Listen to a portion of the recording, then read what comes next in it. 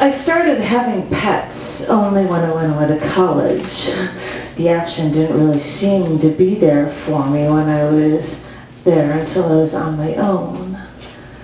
I'd go to the pet superstore and buy some feeder goldfish, 25 cents each, for my little bowl in my dorm. But there was no air filter, and since I didn't really know any better, these 25-cent goldfish, they would die. And so I started naming them after ex-boyfriends, so that when they died, I wouldn't feel bad when I flushed them down the toilet. But then I decided on a new and improved pet, one I could name as my own, one that could crawl all over me.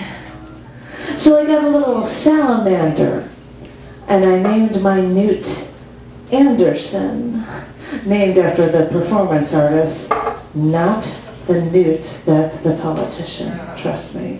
So Anderson sat in the goldfish bowl crawling around to the shrimp pellets I dropped in for food, and I'd bring Anderson out to crawl up my arm.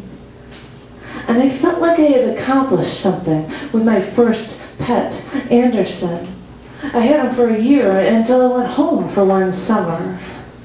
That summer, I traveled around the country, so I told my sister all she had to do was drop food pellets in once every few days so Anderson would have food. So after my trip to Arizona, where it was so hot, I could literally smell my flesh burn. My sister told me that Anderson was missing. She didn't take Anderson from the bowl. Anderson couldn't crawl out, but Anderson escaped. I wondered if she did this because she didn't want to care for a newt, but really, it wasn't hard work.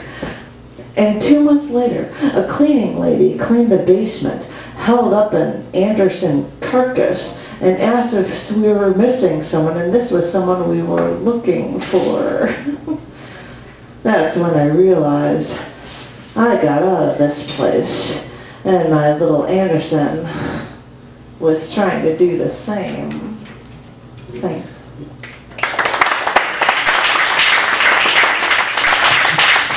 Thank you so much. It's strange because I usually have